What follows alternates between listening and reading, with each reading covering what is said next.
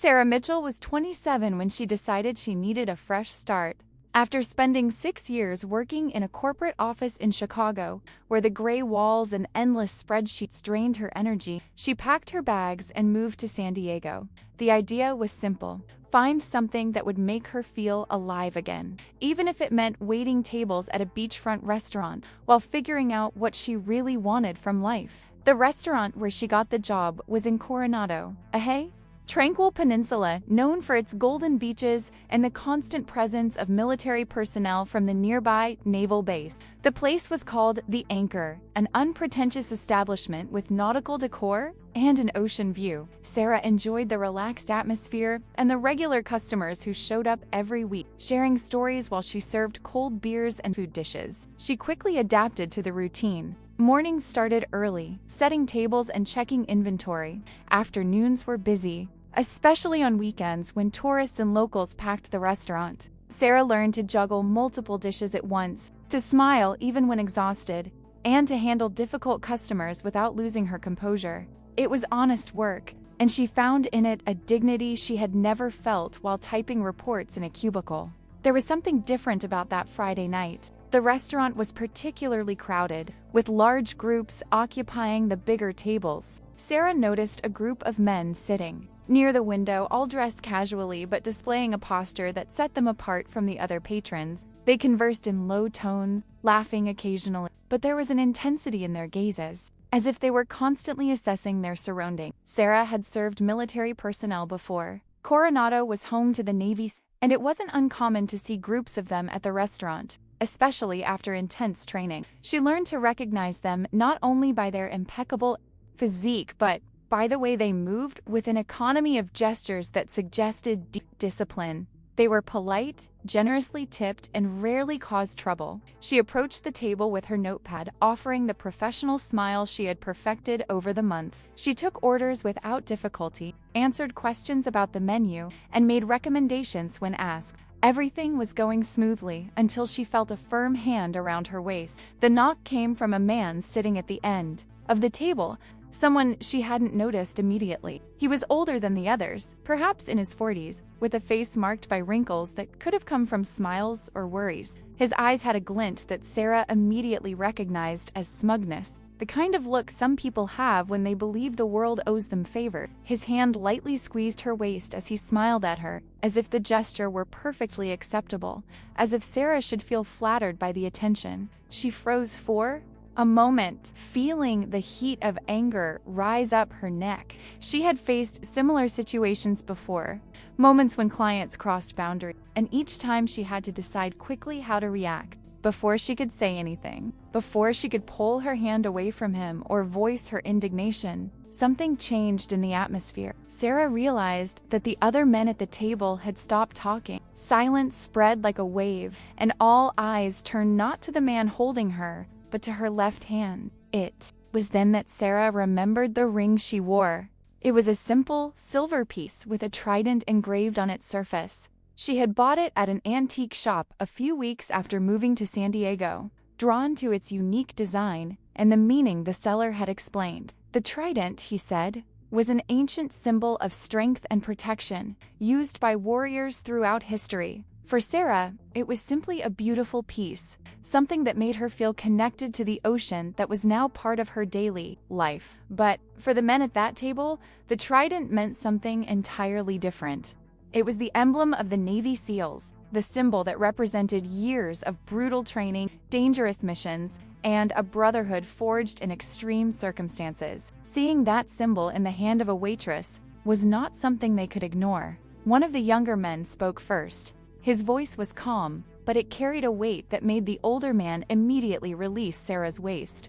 "I think you'd better take your hand off her," he said, keeping his eyes fixed on the transgressor. It wasn't an explicit threat, but the message was clear.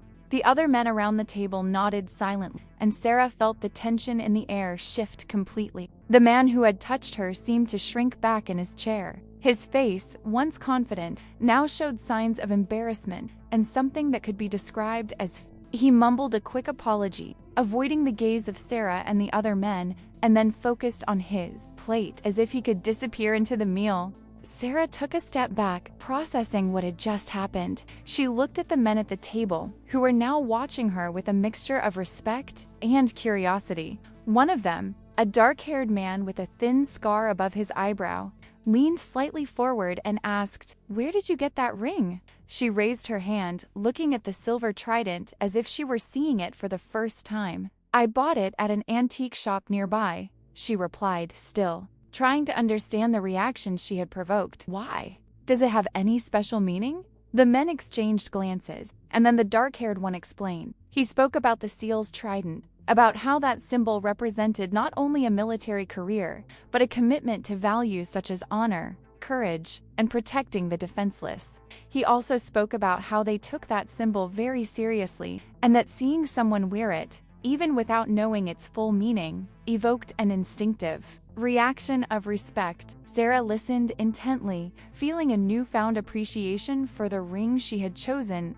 almost by chance. She wasn't in the military, had never served in the armed forces, but somehow she had chosen to carry a symbol that resonated deeply with those who dedicated their lives to protecting others. There was a poetic irony in that, she thought, especially considering she had just been protected by those same men. The evening continued, but something had changed. The men at the table became more friendly, asking questions about her life and sharing their own stories, always respecting her boundaries and treating her with a consideration that went beyond ordinary courtesy. Sarah felt seen in a different light, not just as a waitress, but as someone worthy of genuine respect. When her shift ended and the last customers left, Sarah was alone in the restaurant, tidying the tables and reflecting on the evening's events. She looked again at the ring on her hand, slowly turning it as she thought about symbols and meaning, about how the things we carry can say more about us than we imagine.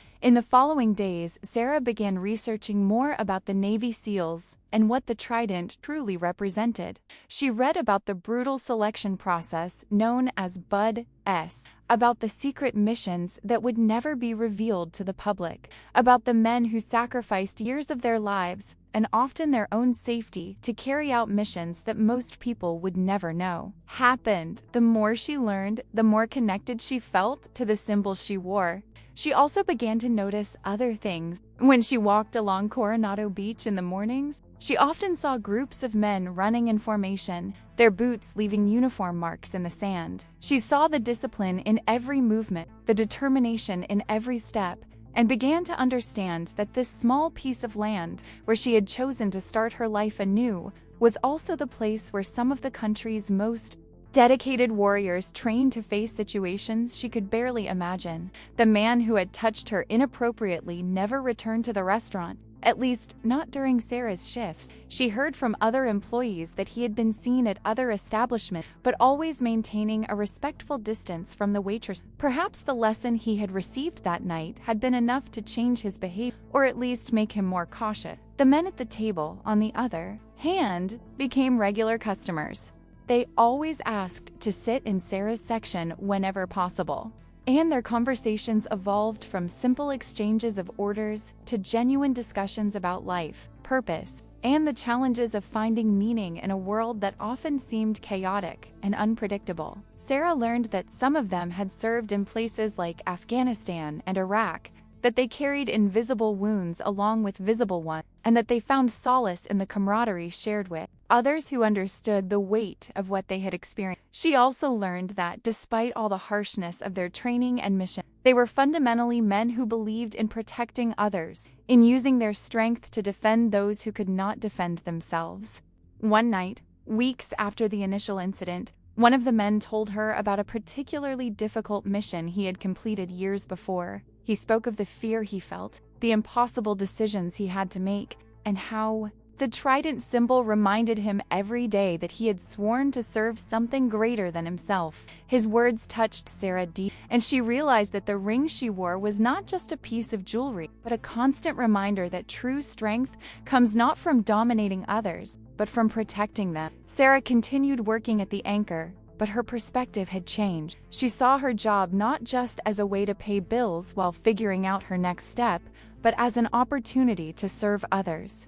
In her own way, Every dish she delivered, every smile she offered a weary customer, every moment she chose to be patient with someone difficult, became part of her own personal code of service. She also began to wear the ring with greater awareness. It was no longer just a pretty accessory, but a symbol that connected her to something greater, to a tradition of courage and sacrifice that existed long before her and would continue long after. It was a daily reminder that we all carry symbols, consciously or unconsciously, and that these symbols can influence not only how others see us, but how we choose to live our lives. Months later, when Sarah finally decided she was ready to return to university and pursue a career in social work, she kept her part-time job at the restaurant. The men who had become her friends celebrated her decision, recognizing in her the same kind of calling to service that they themselves had responded to, only manifested in a different way. On the night of her graduation years later, Sarah wore the same Trident ring. She had become an advocate for victims of domestic violence, using her voice and education to help those who lacked the power to help themselves. The symbol that had once provoked an unexpected reaction in a restaurant now perfectly represented who she had become. Someone dedicated to protecting and serving, using her own unique strengths to make a difference in the world. And every time she looked at that silver trident, Sarah remembered that night in Coronado when the simple act of using a symbol had revealed so much about dignity, respect, and the silent power of standing up for what is right. Sarah never imagined that a simple ring could so drastically change her perspective on life and human connections. In the months following that incident at the restaurant, she began to notice subtle patterns in the behavior of the people around her, especially those who had served in the armed forces. There was a nonverbal language they shared, a mutual recognition that transcended word. The restaurant, the anchor, became more than just her workplace. It transformed into a space where stories were shared, where veterans found solace in the company of others who understood their experience, and where Sarah slowly became part of this makeshift community. She learned to recognize the signs of post-traumatic stress in some customers, the way certain sounds or sudden movements could instantly make someone tense up. One of the men who had been present that fateful night was named Marcus Thompson. He was 32 years old and had served as a SEAL for nearly a decade before suffering a back injury during a training exercise that forced him into early retirement. Marcus frequented the restaurant almost every week, always alone, always ordering the same meal of grilled fish with vegetables. Sarah noticed that he rarely spoke to other customers, preferring to sit near the window where he could observe both the ocean and the entrance of the establishment. Over time, Marcus began to open up to Sarah. He told her about his childhood in a Detroit suburb, about how he had enlisted in the Navy at 18, seeking purpose and direction, and about how SEAL training had been simultaneously the most brutal and most rewarding experience of his life. He spoke of comrades he had lost on missions, of the survivor's guilt and of how the transition to civilian life had been far more difficult than any military operation he had ever conducted. Sarah listened with genuine attention, offering not unsolicited advice or empty platitude, but simply her presence and understanding. She realized that Marcus needed someone who could witness his pain without trying to fix it, someone who recognized that some wounds don't heal but that they can be borne with dignity. It was Marcus who first suggested that Sarah meet other veterans who were struggling with reintegration into civilian life. He mentioned a support group that met weekly at a nearby community center, where former service members shared their experiences and tried to help each other navigate the challenges of finding employment, dealing with relationships, and processing unresolved trauma. Initially, Sarah hesitated. She had no military experience and feared her presence might be seen as intrusive or disrespectful.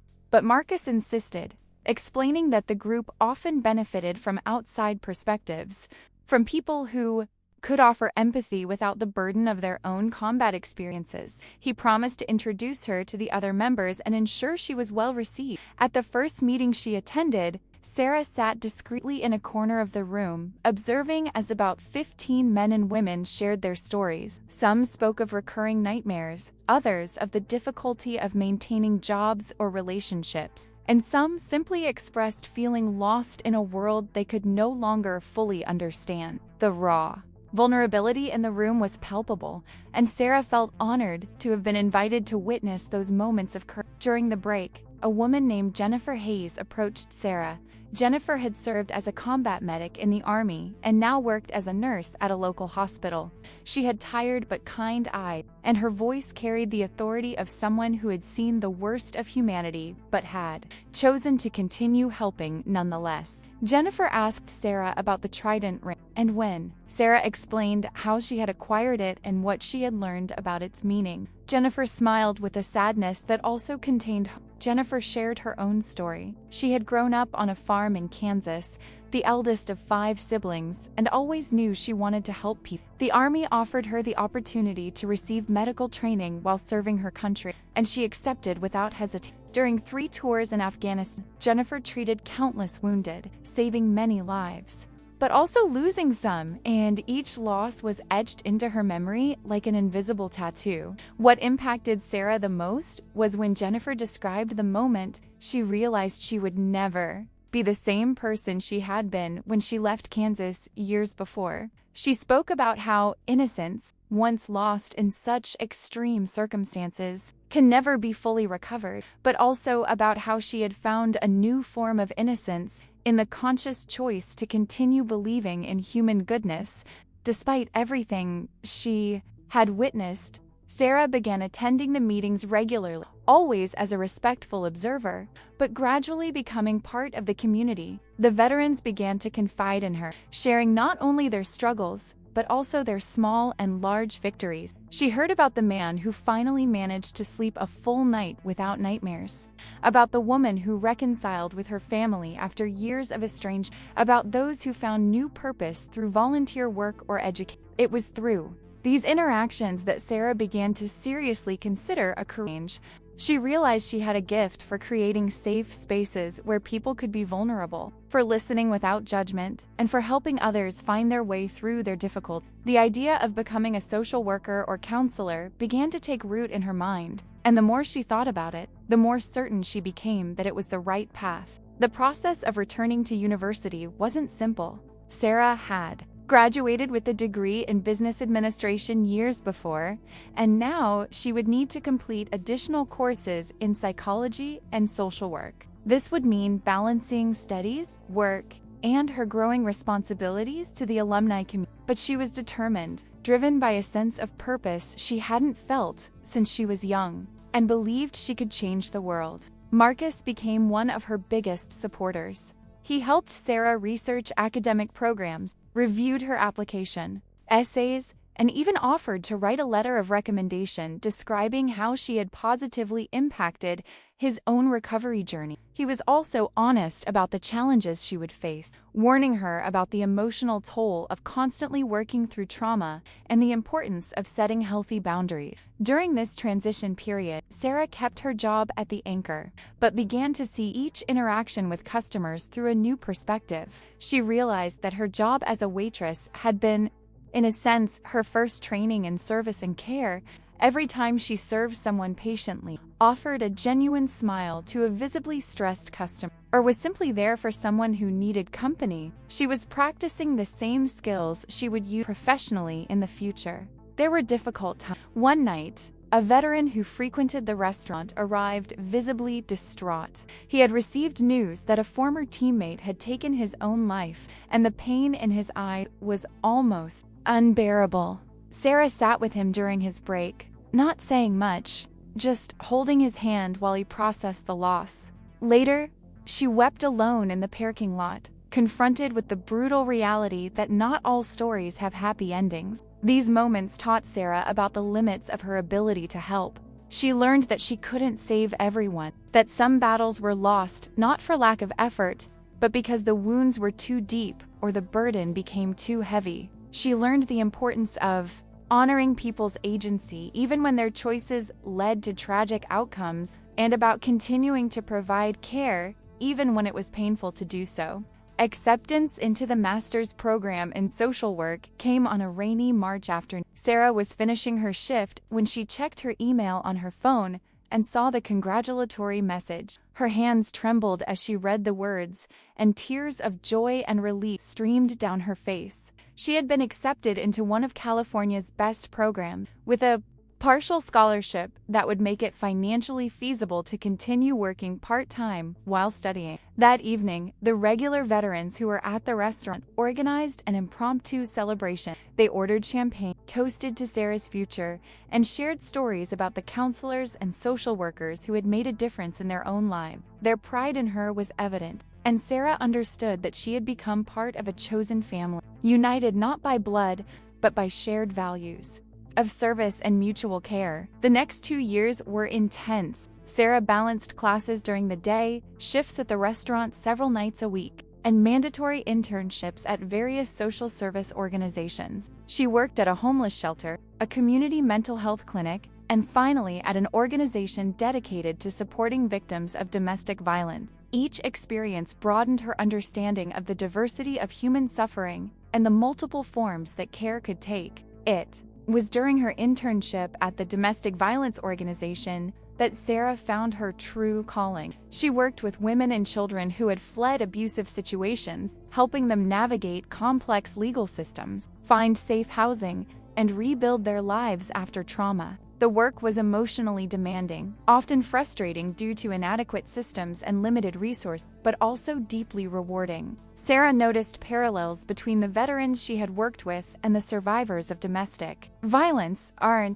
Both groups had experienced trauma that fundamentally altered their perception of safety in the world. Both struggled with symptoms of post-traumatic stress, trust issues, and the challenge of rebuilding identities that had been fragmented by extreme experience. And both needed compassionate witnesses who could validate their experiences while supporting their capacity to heal. Jennifer, the former combat medic, became Sarah's mentor during this time. They met monthly for coffee, discussing challenging cases and self-care strategies. Jennifer repeatedly emphasized that Sarah could not effectively help others if she did not take care of herself first, and encouraged her to develop regular self-care practices, including self-therapy, to process the vicarious trauma she would inevitably accumulate. Marcus also remained a constant presence in her life. He had found work as a physical education instructor at a local high school, discovering satisfaction in mentoring young people and channeling his military experience into teaching discipline and teamwork. He frequently shared his own ongoing struggles with Sarah, reminding her that healing is not linear and that even years after traumatic events, residues can resurface unexpectedly. Sarah's graduation was an emotional event. Her parents traveled from Chicago to attend, still processing the transformation they had witnessed in their daughter over the years. The woman who had left the city 4 years earlier, lost and searching for meaning, had become someone with a clear purpose and deep commitment. Marcus, Jennifer, and at least a dozen other veterans also attended, sitting together as a cohesive unit, enthusiastically applauding when Sarah's name was. During her speech at the ceremony, Sarah spoke about unexpected paths and how sometimes the detours we take lead us exactly where we need. She mentioned the Trident ring she still wore, although she didn't tell the full story, explaining only that symbol had become a personal reminder of protection, service, and the responsibility to use our strength to defend those who cannot defend themselves. After graduating, Sarah accepted a full-time position at the domestic violence organization where she had interned. Her role involved managing individual cases, facilitating support groups, and working with partner agencies to improve coordinated services for survivors. The work was challenging in ways she had never fully anticipated, but she felt deeply aligned with her core values. She still worked occasional shifts at the Anchor, not out of financial necessity, but because the restaurant had become her home in important ways. It was where her transformative journey had begun, where she had built meaningful relationships, and where she continued to learn about humanity through the hundreds of daily interactions with people from all backgrounds. The Trident ring remained on her finger, a constant companion through all the changes Occasionally, veterans visiting the restaurant for the first time would notice it and inquire about its history. Sarah had perfected her answer over the years, respectfully explaining what the symbol meant to those who had earned it, while sharing how she had come to carry it as a personal reminder of service and protection. Looking back, Sarah recognized that moment in the restaurant years earlier, when a man had crossed a line and others had silently intervened, had been a turning point, not only because it revealed to him the meaning of the symbol he wore, but because it concretely demonstrated what pro means to protect and how power can be exercised in ways that uplift rather than diminish others.